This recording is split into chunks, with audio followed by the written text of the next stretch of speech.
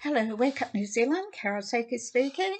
First of all, I'd like to actually tell you a bit about two groups that I'm really enthused in. They're not political groups, they're advocacy groups. They give support, they're very passionate, they give knowledge, they have lots of knowledge to give, lots of information. And as I say, I was quite taken back with them. I've been to two of their meetings just recently. One for Voice of Life New Zealand, and the other one is Family First New Zealand. And they both exist on donations only, for donations, and with or without donations, they give you their gift of heartstrings. They are passionate about what they do. So, Voice for Life, they offer knowledge and information support, and they're New Zealand's oldest and largest pro-life organisation. They've been advocating tirelessly for the voiceless and vulnerable for over 50 years. Now, that's quite something, half a century. So they've got a Facebook page. So I urge you to go on that and see the valuable work they do. Family First New Zealand, well, again, as I say, they live on donations, they rely on those, and they work tirelessly. They're very passionate about what they do also, and it's, as the name says, it's family first. Strong beliefs in family first. Christian values, Christian morals. And they have a New Zealand forum coming up on the 9th of July this year.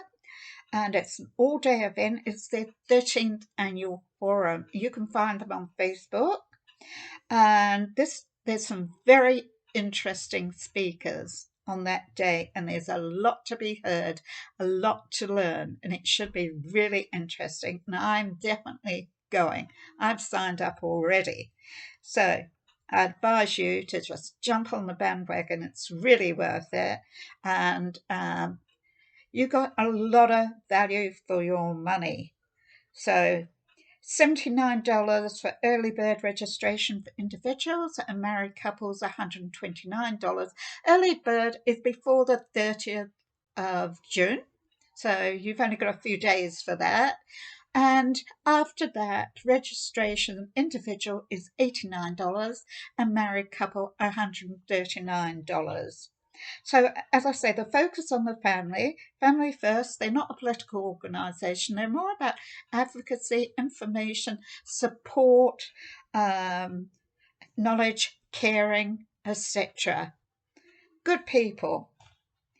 And they're passionate about what they represent, and that is the family.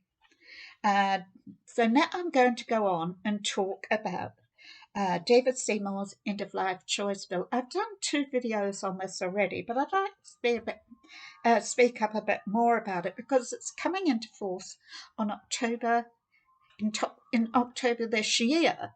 So that time will go very fast, and we'll have that law upon us.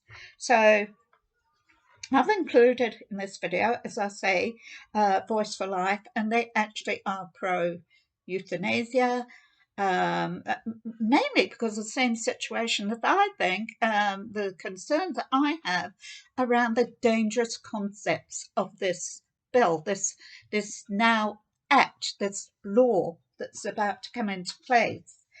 So here are some of my thoughts of why I think it's very dangerous. So what Voice for Life says, one person's choice to die is another person's duty to die.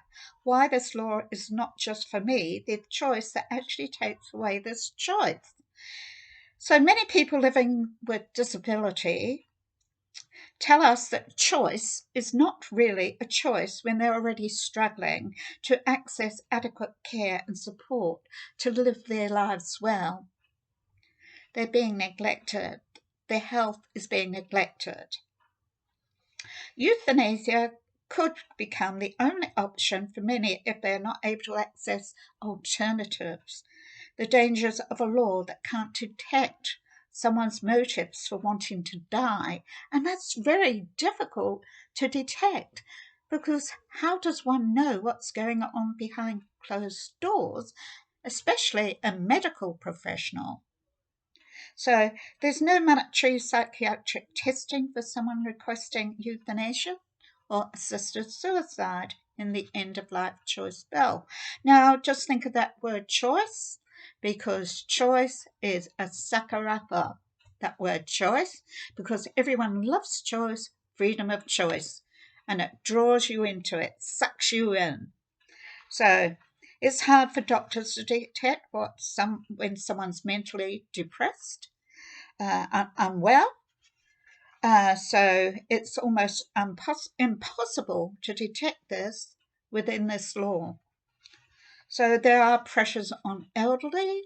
Age Concern talks about the increased neglect and abuse of elderly, mainly by family members.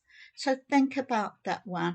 And the elderly believing that they may be a burden on their family, and the subtle coercion and manipulation that may not be picked up, that an elderly person may take on board. So true consent, how does a medical practitioner, doctor, really know what's going on behind closed? Well, they don't know what's going on behind closed doors. So true consent is without coercion, no coercion, no manipulation, no misinformation, none of that. Otherwise, it's not true consent. So this puts a lot of people in harm's way that may have their lives taken prematurely by coercion and then going on to consent. Or maybe they feel they're a burden, so they just want to get it out of here, put an end to it. So Age Concern report those elderly who are neglected and abused in New Zealand are increasing. The majority of neglect and abuse is committed by family members. And this law actually talks about pain tolerance. So how does one know, a doctor know, with a patient hasn't got onset of dementia and they can't remember whether they took their medication or not, or whether for some reason they have decided not to take it, or for some reason something has happened behind those closed doors and they've decided, why bother? So a medical practitioner really doesn't know what's happening. So patients, the pain tolerability for patients can differ immensely. So what one patient feels, another may not feel as much, because this law is based on, includes pain tolerability. The Act states up to 6 months terminal illness. Well, that's extremely difficult to access the timeline when a patient will die. A study in Oregon stated that 80% of doctors that predicted time of death of terminally ill patients got it wrong.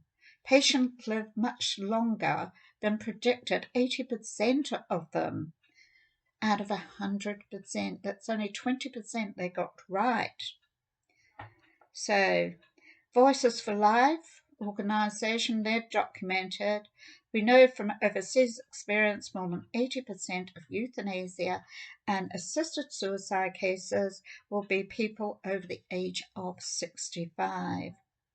So whatever age a human being is, they're still a human being, whether unborn or born.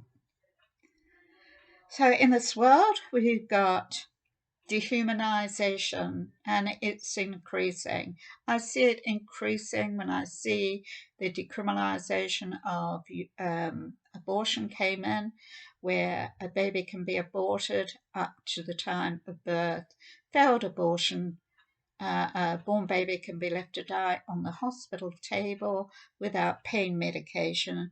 One of the most dangerous abortion laws in the world that Ardern's government has brought in just recently, in the time of COVID, when people are so stressed out about what all the unfamiliar happenings with COVID, that was shoved right into them. And but before the elections, she spoke about decriminalisation of abortion, but she does have verbal diarrhea. And how many people actually picked up on that? I don't think they did. So anyhow, this is about putting human back into human life that's been degraded and destroyed, disrespected, devalued, because the most precious treasure we have is human life itself, to be nurtured, to be loved, to be looked after, respected, valued, not devalued. So human life is the biggest gift of all that we can have bestowed upon us. It's a treasure.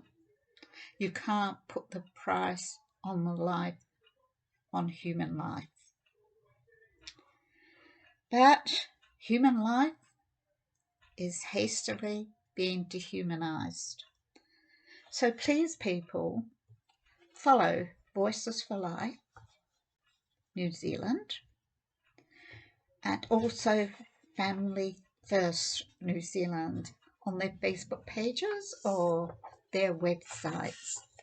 They're very, very worth following. Very passionate people. It's not about politics. It's about human life. It's about family. It's about those that don't have voices. Thank you. Please share, share, share, and share. Thank you.